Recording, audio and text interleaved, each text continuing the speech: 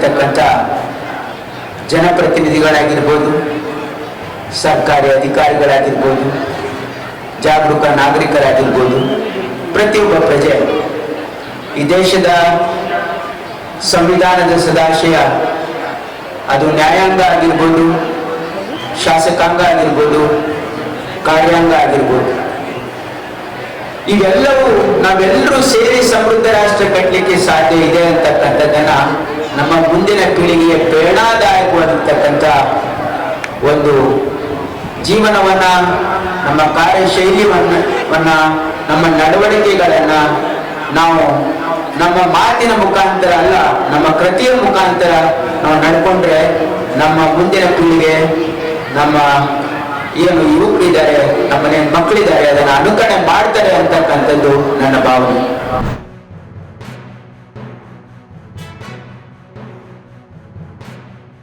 ಭಾರತ್ ಮಾತಾ ಕಿ ಜೈ. ವಂದೇ ಮಾತರಂ, ವಂದೇ ಮಾತರಂ. ಹಂಚಿ ಕೊಟ್ಟು ಅದ್ರ ಇದು ಮಾಡಿ ಪ್ರಭಾತ್ ಪೇರಿ ಎಲ್ಲ ಮಾಡೀವಿ.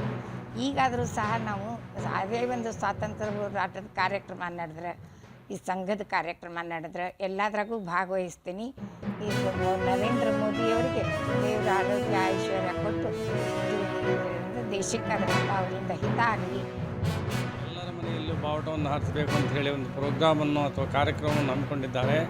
ಅದೇ ರೀತಿ ನಾವು ಕೂಡ ಅವರಿಗೆ ಚಿರಋಣಿಯಾಗಿ ಈ ಘರ್ ಘರ್ ತಿರಂಗ ಅಂತಕ್ಕಂಥ ಬಾವುಟವನ್ನು ನಮ್ಮ ಮನೆಯಲ್ಲೂ ಹಾರಿಸಿ ಎಲ್ಲರ ಮನೆಯಲ್ಲಿ ಹಾರಿಸ್ತಕ್ಕಂಥ ಒಂದು ಕಾರ್ಯಕ್ರಮವನ್ನು ಹಮ್ಮಿಕೊಂಡಿದ್ದೇವೆ.